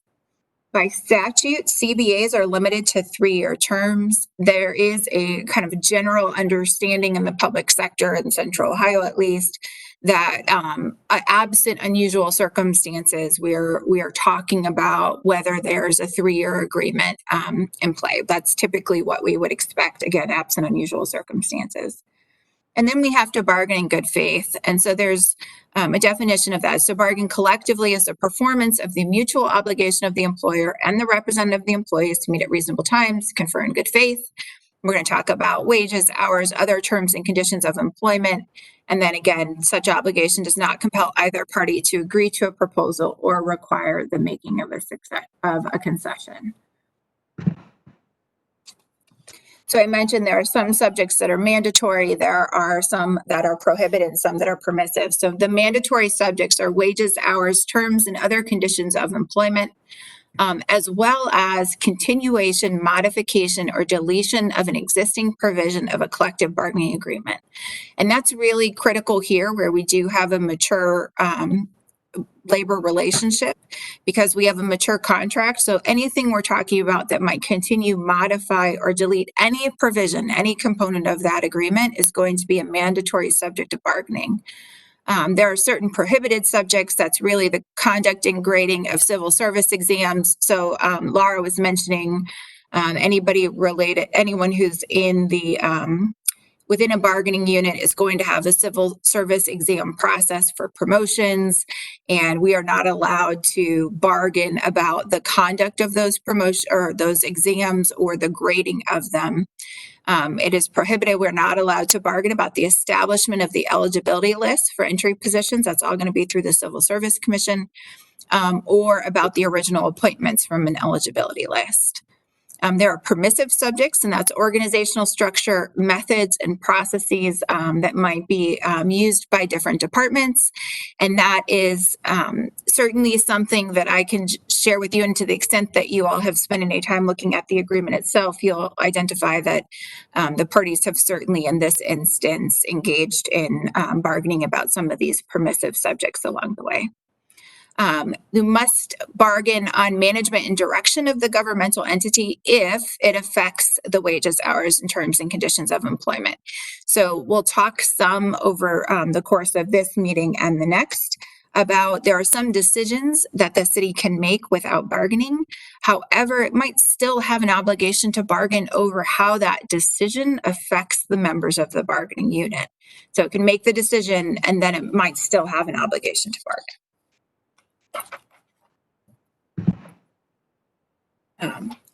And this obligation to bargain occurs not just currently, as I said, we're in a 3-year cycle. Generally, we have an obligation to bargain even if something happens in the middle of that term. So let's say 18 months into a contract, the city has decided that there is an opportunity to make a change. We are going to have to go to the table and bargain about that change too through midterm bargaining. So for midterm changes, we have a duty to bargain. We can't make unilateral changes to the terms and conditions of employment or to the CBA without first negotiating with the union. And the union is not required to negotiate agreed terms during the term of the CBA. So the union can look at us and say, no, we're really not going to change the CBA that's already been agreed to for a period of 3 years. If it is a mandatory subject of bargaining, however, we have to offer to meet and negotiate with the union if it's not already included in the CBA as well. Somebody have a question? Yes, sorry. That's okay, please. I'm forgetting the word that you used. I apologize. Okay. You said that unilateral change can't happen. So are there any examples of things that are not considered unilateral that can be changed in the middle of an agreement? That's a good question. So unilateral changes mean that the city is deciding to just change that on its own. And the city cannot make any changes on its own without first bargaining if it relates to terms and conditions of employment or any provision of the collective bargaining agreement. So when we talk about unilateral change, it's really a unilateral change as it's compared to a bargained change. And so we can't make a unilateral change. It's going to automatically default to something that we need to bargain and negotiate with the union. That help? All right.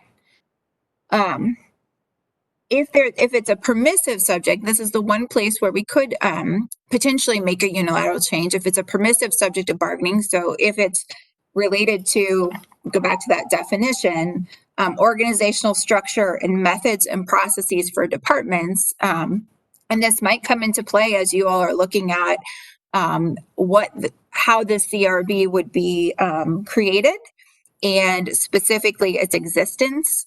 Then you don't have an obligation to bargain about that permissive subject, but you would have an obligation to bargain about how that decision made by the city would affect the terms and conditions of employment of the officers within the bargaining unit. Question? Okay. In addition to, so what we've been talking about so far is really just kind of the fundamental obligations under Chapter 4117 of the revised code.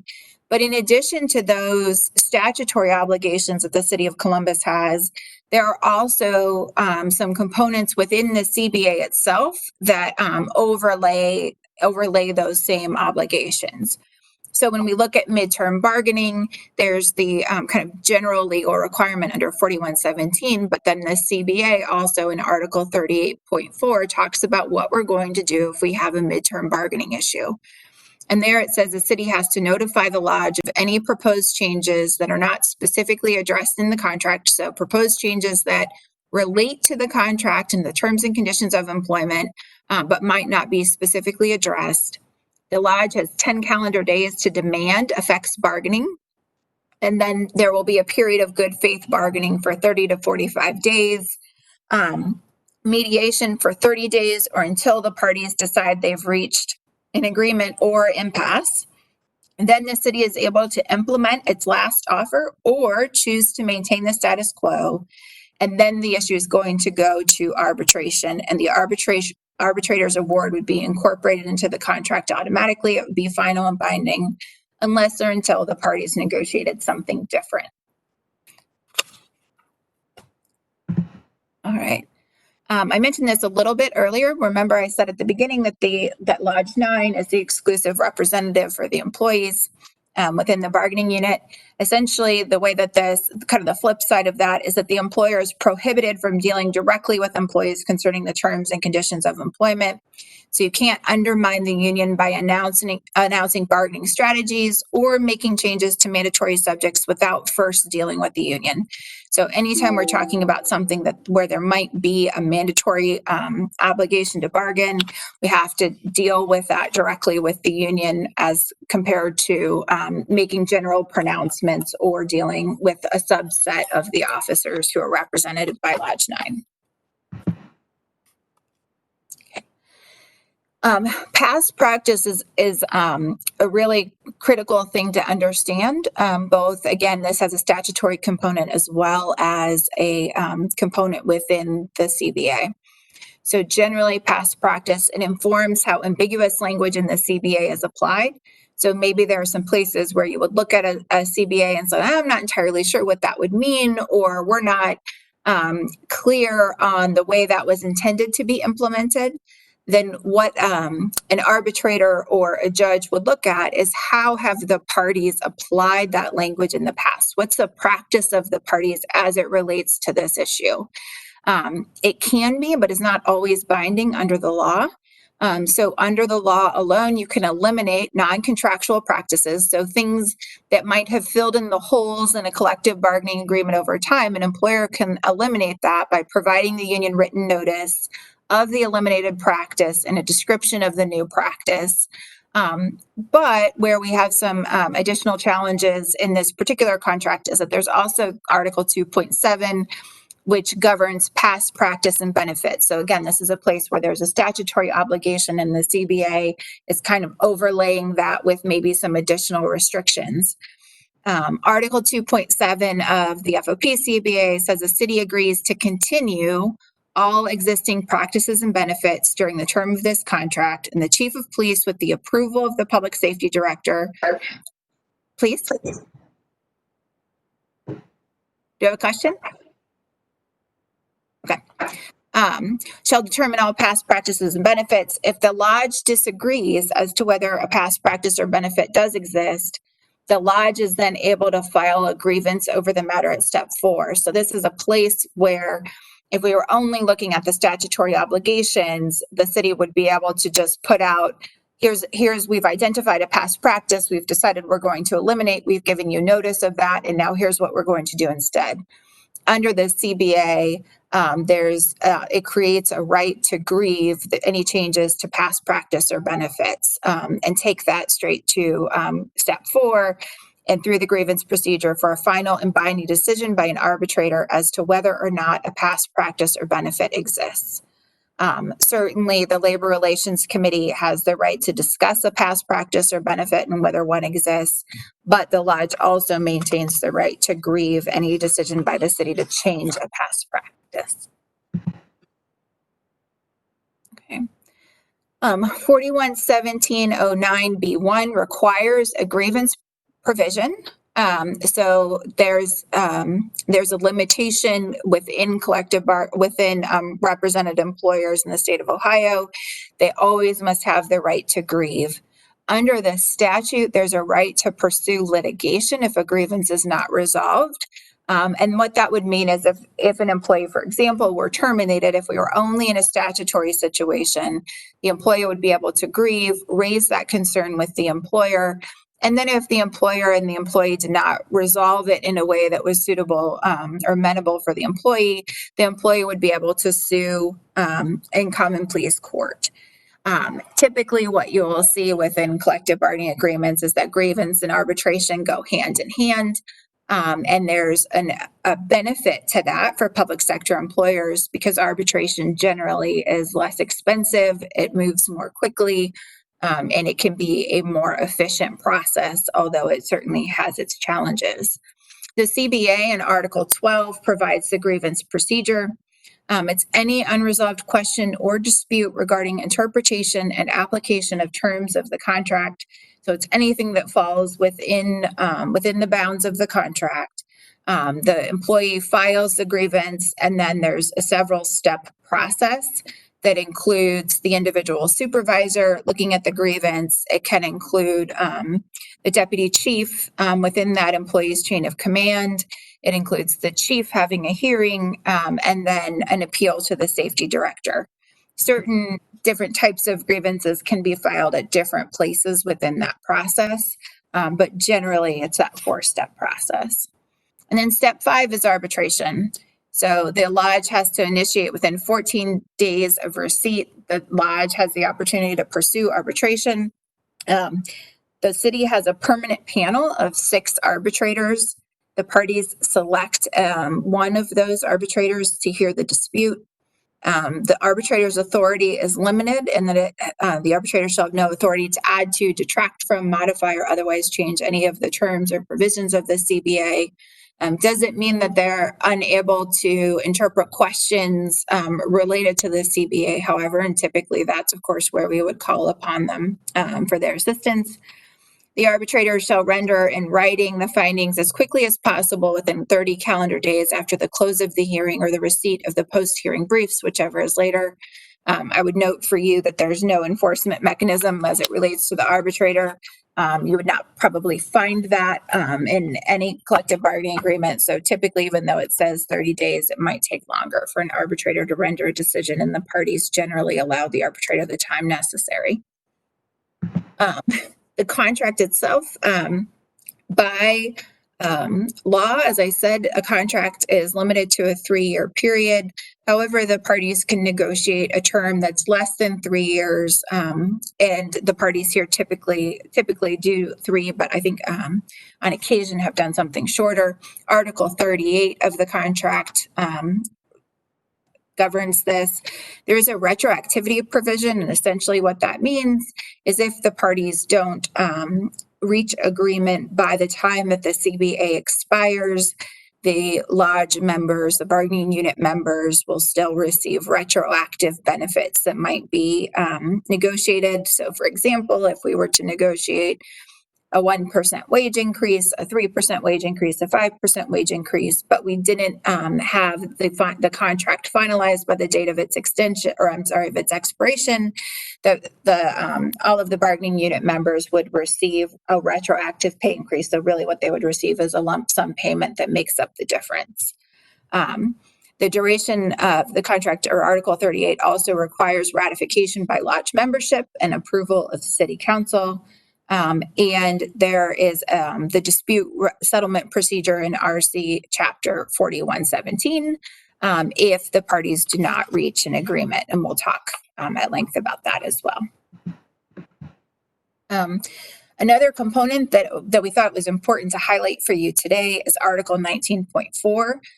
The city in Article 19.4 has agreed not to hire any additional public safety officers and further agrees not to contract out or civilianize any law enforcement duties performed by members of the bargaining unit unless such matters are first discussed in good faith with the lodge at a labor relations committee meeting. If after that meeting, the city decides to proceed with the contracting out or civilianization of any law enforcement duties, the lodge may utilize the arbitration procedure and any other relevant provisions of this contract to contest the propriety of the decision to contract out. So when we look at civilianization, essentially what we would anticipate is the lodge would say, look, anything that we've done from a law enforcement, anything that's been done by a sworn officer of CPD cannot be done by a non-sworn officer of CPD or anywhere else. And so we think that that's an important provision for you to be aware of. Do you think that would include review of internal affairs activity? Well, I think that the lodge can come up with a million different arguments that it might make as to whether that would include review of civilian of IAB activity. I think where it would be more likely to see an argument is not necessarily review, but conduct of conducting investigations as IAB has done in the past. You might see an argument from the lodge in that situation. Does that make sense?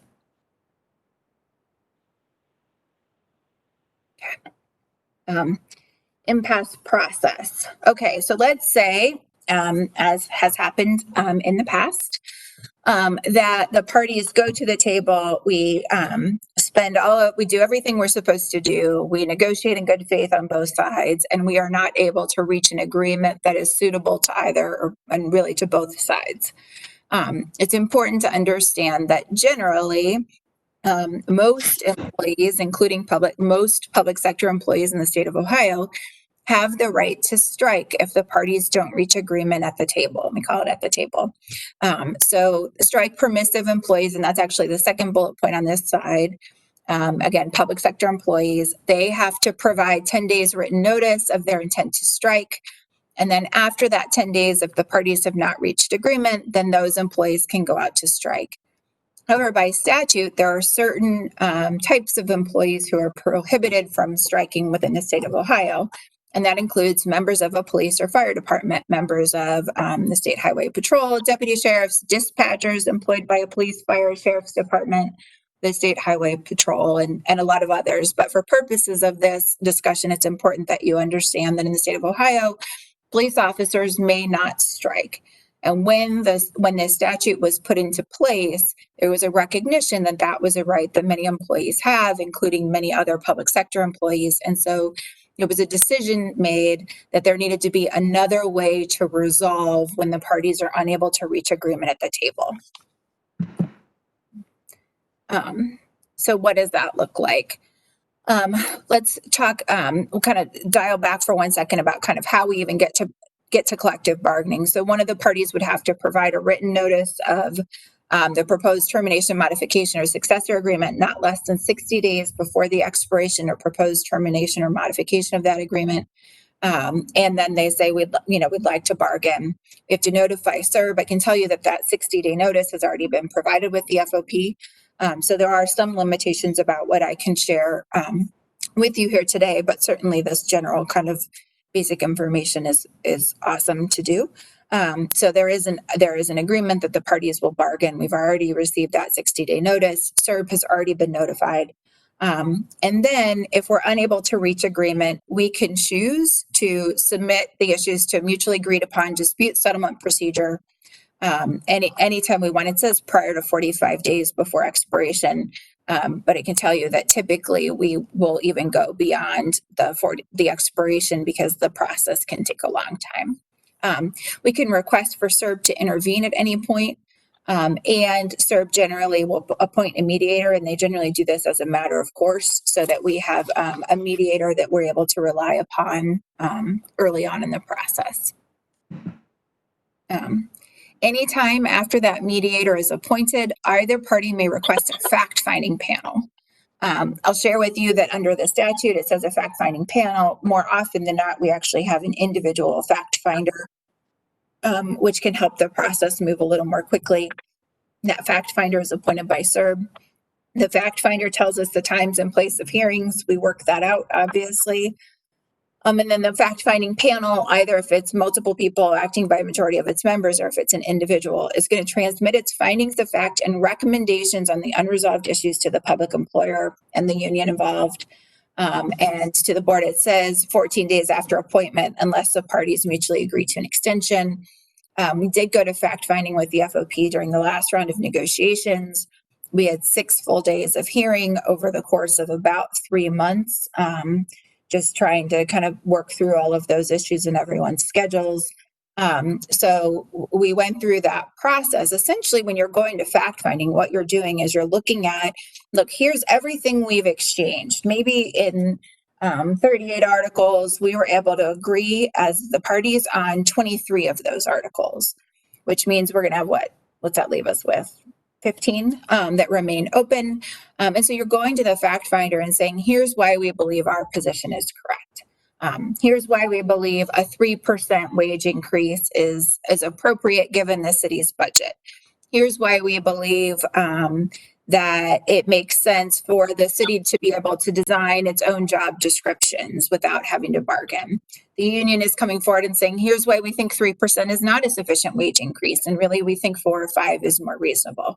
And so you're putting on a hearing with evidence, and we have witnesses, we have documents to demonstrate what's happening both internally and externally from the city, saying here's why we think what we've proposed is correct, and also why the parties have been unable to come together.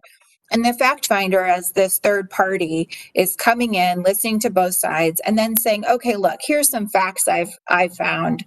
Generally, what they're really focusing on is here's some recommendations. I think in this circumstance, given the city's financial position, a 3% wage increase is generous and fair. Or I think looking at this, what the city did, maybe it just gave firefighters a 4% increase or asked me a 4% increase, and therefore the city's position that a 3% increase is fair is really not appropriate. And so I would recommend that the city give a 4% increase.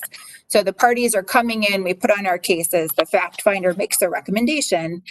And then from there, if we can go to the next slide, not later than 7 days after those findings or recommendations are sent. Please go ahead. I have a question. Yep. Who hires the fact finder? Yeah. And who's responsible for that? Well, the fact finders, CERB maintains a list of fact finders, and CERB will provide us with a list of fact finders, and then we generally strike that panel. So it's usually a 7-person list, and then we flip a coin to see who's going to go first. So, and then we strike people from the panel until we have one left. The individual is paid, even though they're approved and provided to us by CERB, the individual is paid by the parties. So not hired by either party. They're a neutral, and the parties share the cost of that individual. Thank you. Is it typically, are these people that live all across Ohio? Do they live in Columbus? Yeah. What's their relationship to the police department? Sure. So I can look at what CERB's requirements are for fact finders. Here's some things I know off the top of my head. One, CERB keeps that list, so it is approved by the State Employment Relations Board. They have to generally be residents of Ohio, and there's really no particular concern about their relationship to CPD as far as that list. So when you get the list of 7, what the parties typically do when they receive the list of fact finders is look at those individuals' histories. Both sides will do a little bit of independent research to say, is this somebody that the parties have used in the past, maybe 10 or 15 years ago, and nobody remembers? Is it somebody who used to work for the FOB? Is it somebody who was an elected official in a nearby town? Is it somebody who is just a general they're just a third party arbitrator generally without any kind of historical ties to either side? So we look at that. We'll look at also, and again, this is done by both sides, we'll look also at the types of decisions that individual has issued in the past. Anyone who's issued a fact-finding decision in the state of Ohio, that decision is public record and is on CERB's website. So you're able to go and say, okay, let's say CERB recommended Alexa. I'm going to go and look at CERB's website and be able to determine what kind of decisions Alexa has provided in the past and what I think she's using and is persuaded by in a particular argument. And then from there, that's how each party would determine which of the individuals on that 7-person list it would want to strike from the list and potentially not move forward with.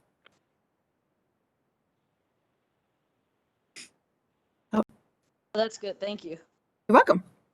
Okay, so we've gone through the process, we've gone through a fact finding at this point, and then both sides have to vote on whether to accept or reject the recommendations. Generally, if it's not voted on, it's deemed accepted, but the employee organization is going to, if they didn't want to follow the fact finding recommendations, they would have to reject by a 3/5 vote. If neither side rejects, the CBA is executed, including the fact-finding panel's recommendations. So those recommendations that the fact finder made are going to automatically be included within the CBA going forward unless additional bargaining occurs. Now, if the parties don't agree and or either party rejects that fact finding, this is where that compromise was made. There are other types of bargaining units where the employees could choose to strike. Because we're in a strike prohibited unit, the parties now have to submit to final offer settlement through conciliation. Let's talk about what conciliation looks like. Similarly, we're going to get a list of 5. So we're going to get another list from SERB of individuals, and we're going to strike till we get down to 1. So that's how we're going to decide. After doing similar research and similar assessment of their prior decisions and prior experience, then we're going to strike. We get down to 1 conciliator. The real difference between fact finding and conciliation is that in fact finding, we're able to, the fact finder is able to look, let's say the city came forward and said, hey, we think a 3% wage increase is reasonable. And the union came forward and said, we think a 4% wage increase is reasonable. In fact finding, a fact finder could say, I'm going to, kind of split that baby. I'm going to recommend a 3.5% wage increase. And the fact finder has the ability to craft those recommendations, even if they don't directly match what either party has proposed. When we get to conciliation, the difference is that the conciliator has to choose the union's position or the city's position. So if we come in that 3 or 4, the conciliator has to decide, I'm going to choose, and I'm going to choose the city's position is 3%, and they can't recommend 3.25. They can't choose 3.5%. It's going to have to be 3 or 4. So when we go into that conciliation hearing, we have to be very clear about this is what we want implemented if the conciliator chooses our side. And a lot of the analysis, when you're thinking about what are we going to walk into that room with, is what do we think is going to be perceived as reasonable enough that the conciliator would choose what we're putting forward. And there's a lot of kind of risk assessment before we walk into the room there.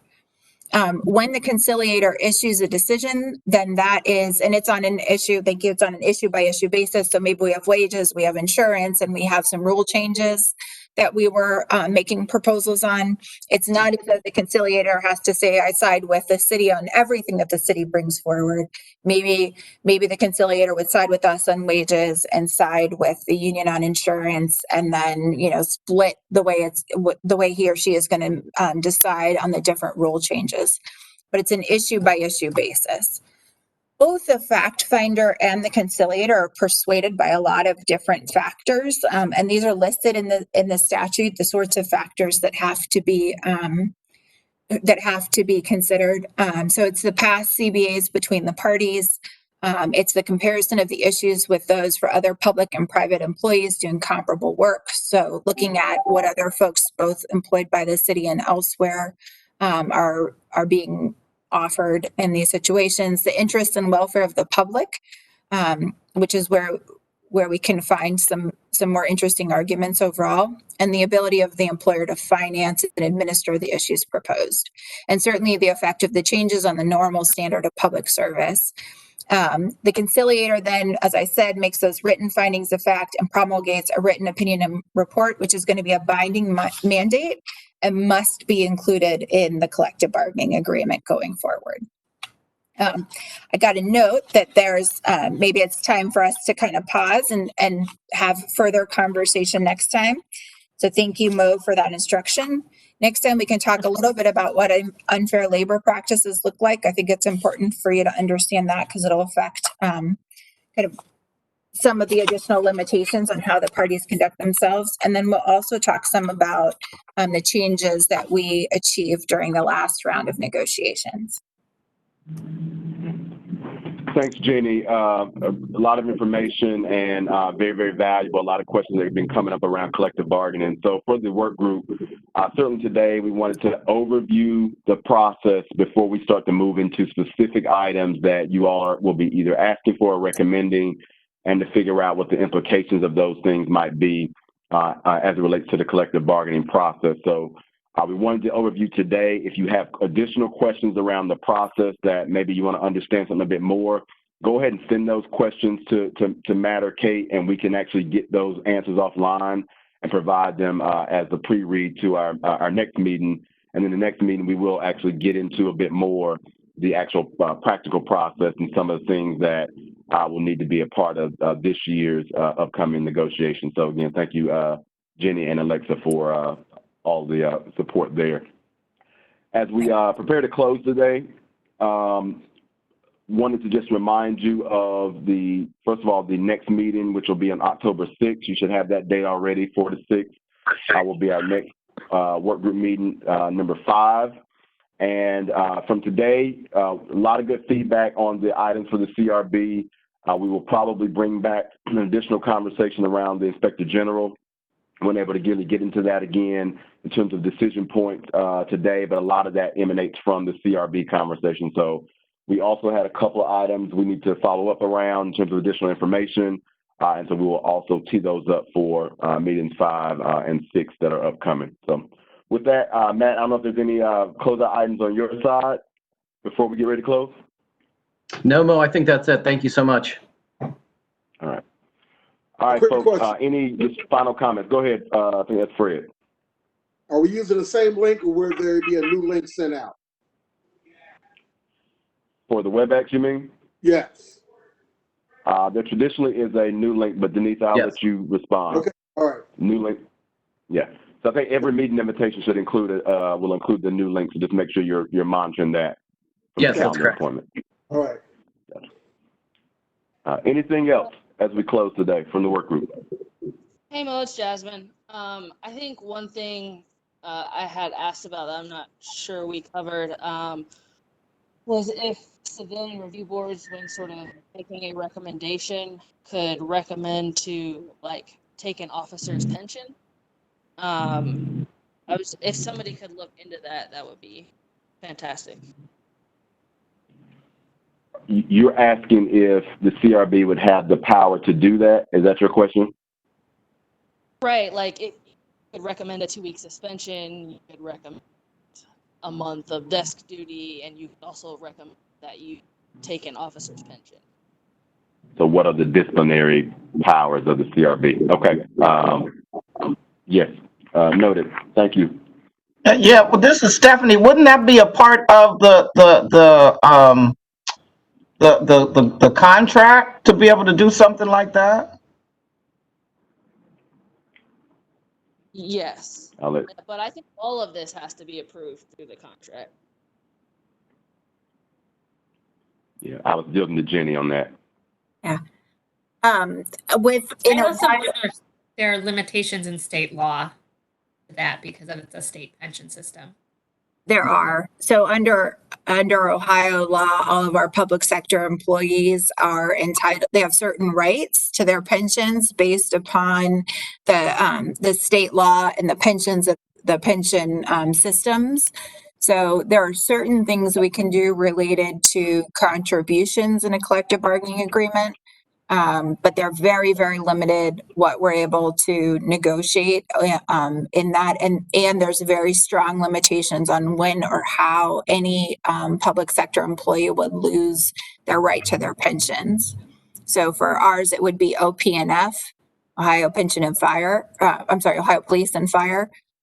We could look at what sort of rule restrictions exist there. Very good. Okay. Good meeting. Thanks for the engagement, everybody. A lot of good information came out today. Great questions, as always. October 6th, we'll pick up again on the other aspects of collective bargaining, and we'll be sending, of course, the agenda forward. Again, all materials will continue to be posted to the site, and so anything, if you want to go back and review anything from today or the presentations that were gone through, feel free to go to the site in a few days and be able to access those. If nothing else from the city, we'll get ready to leave it there, and I will see you guys on October 6th. Thanks again.